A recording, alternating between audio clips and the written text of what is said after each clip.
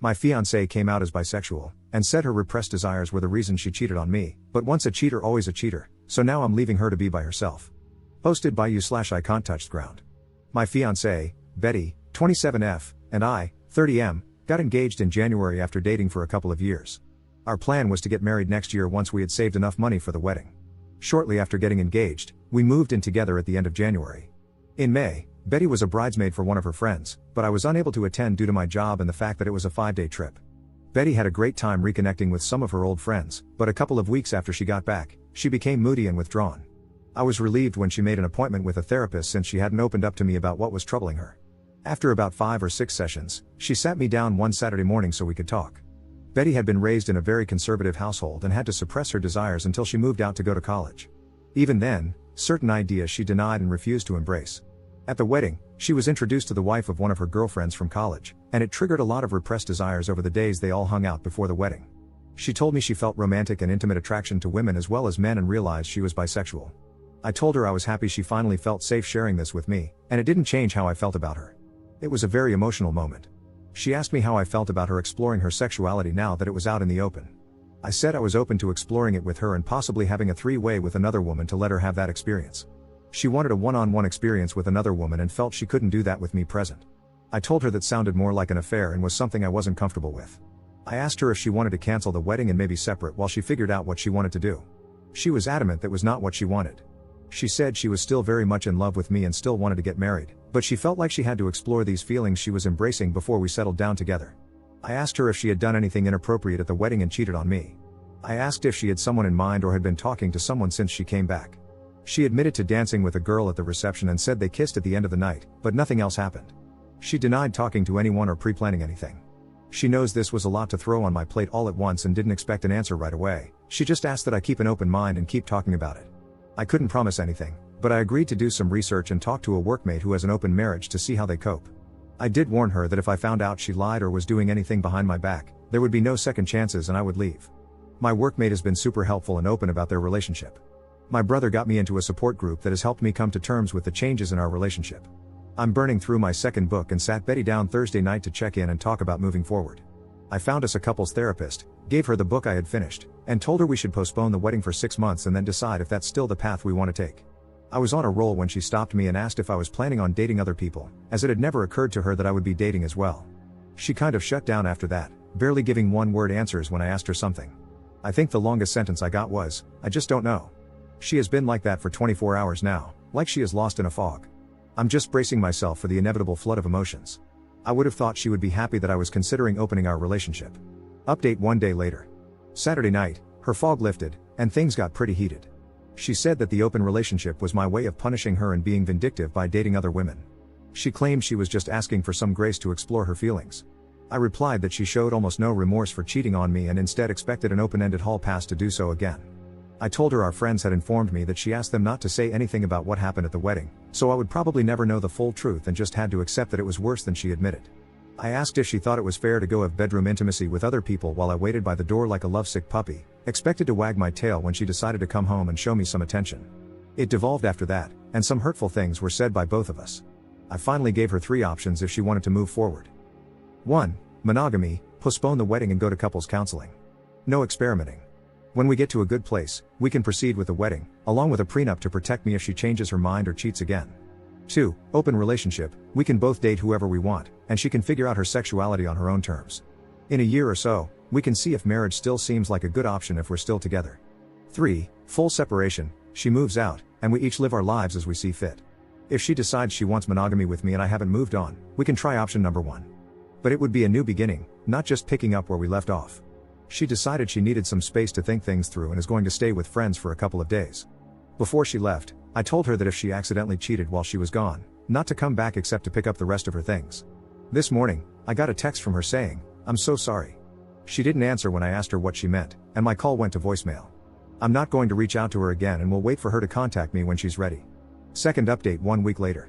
I previously posted here when my fiancée announced she was bisexual and had made out with a woman at her friend's wedding. On Wednesday, Betty went to her previously scheduled appointment with her therapist and told her what had happened between us.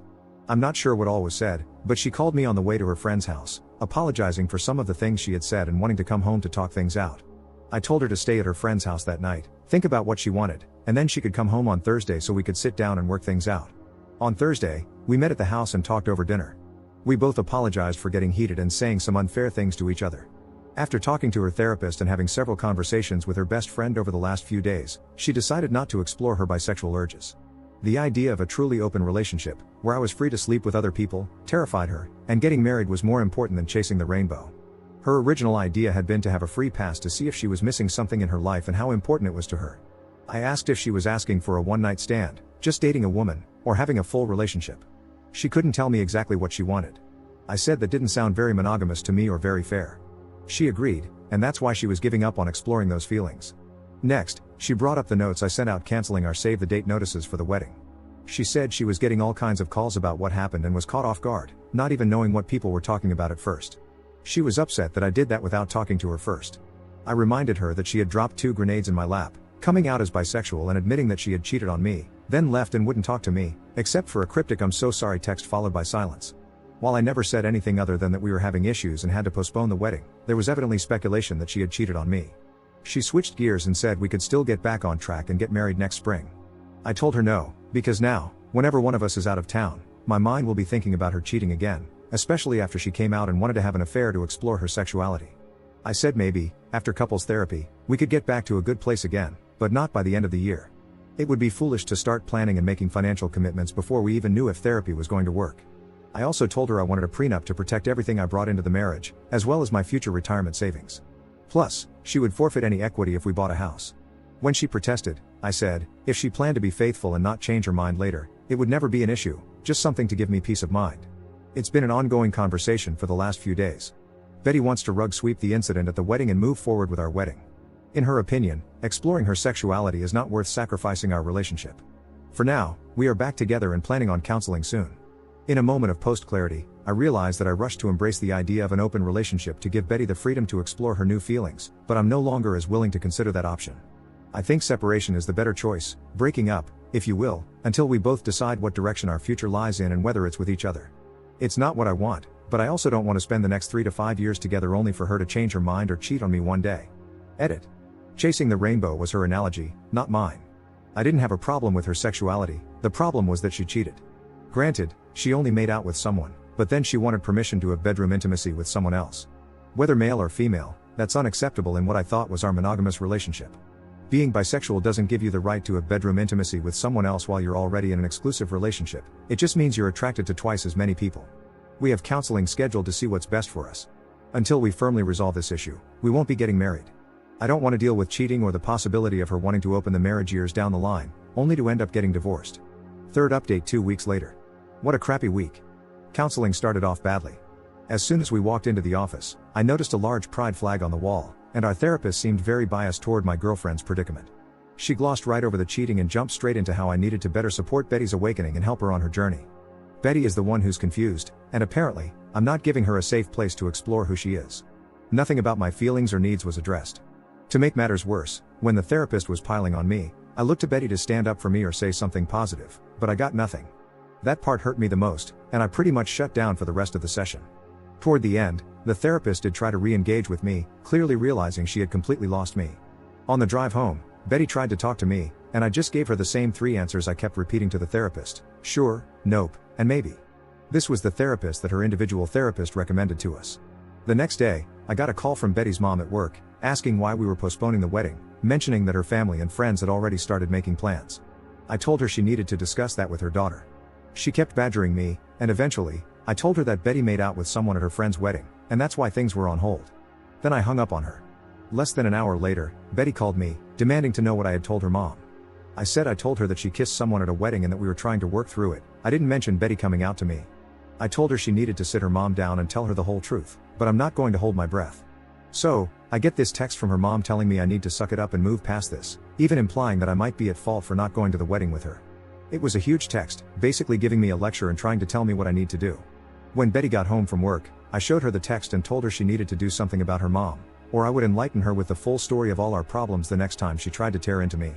Betty said she would handle her mom and made me promise to give her some time to tell her everything. Also this week, Betty has gotten very protective of her phone. Yeah, major red flag.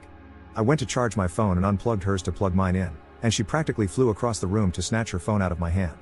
Later, I managed to sneak a look at her phone while she was asleep, only to find she had changed her access code, something she hadn't done since we'd been together. I went online and checked our phone bill and saw many lengthy calls to a Colorado area code, which I found out is where the girl she kissed is from. I'm just mentally exhausted at this point, the gaslighting, the lying, and feeling like I'm constantly treading water. Lately, when we've been intimate, there's a lack of passion in her that used to be there before all of this. I feel like I'm being love-bombed, but without the actual feeling behind it. It all just feels like hollow words and empty gestures. Tomorrow, we're going to a cookout at her parents' house. I'm going to try to keep my cool and not say anything, crossing my fingers. But when we get back, I'm telling Betty I'm done. I'll give her the choice of keeping the apartment or moving out. She'll be free to explore and find what truly makes her happy, it just won't be me. I came clean with my parents and a few friends about this whole mess. My tribe is ready to support me and help with the move when I need them. Dad vetoed Mom's offer to move back home and said what I really need is a new puppy, definitely too old to live with my retired parents. Weirdly, I feel peaceful now that I've made up my mind. To all of you who told me so, you were right. Time to move on with my life. Commenter. I'd be tempted to leave a review on the therapist somewhere. Something short like, my fiancée cheated on me at a wedding and continues to call the person she cheated with. This therapist told me I needed to support my fiancée's exploration of other people rather than addressing the betrayal. At the very least, I'd want to make sure the therapist knew this is why we wouldn't be coming back.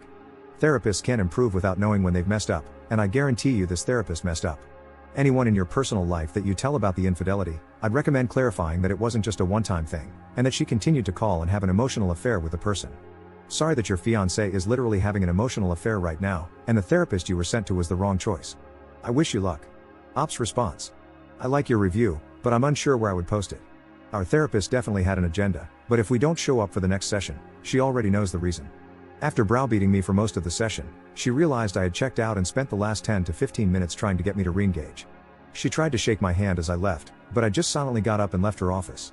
I haven't confronted Betty about the phone calls yet, but I plan to ask her about them tonight before I tell her we're done. My family and friends, who I told yesterday, know about everything, including the calls. For now, my stress levels are surprisingly low now that I know what I want to do. My sister will be at my house when we get back and plans to stay at least the night while I tell Betty my decision. Fourth update one day later. Betty and I returned early from a cookout at her parents' house. I had planned for my sister to be at our house when we got back as a witness but had to wait a couple of hours for her to show up. Once she arrived, I got us all in the living room and told Betty I couldn't do it anymore and was throwing in the towel. I said I had lost all trust in her, couldn't see a way forward, and that the best choice was for us to go our separate ways. Betty couldn't understand what I was saying and insisted she had been honest since her confession about what happened at the wedding. I asked if she had been in contact with the girl she kissed at the wedding, and she denied it.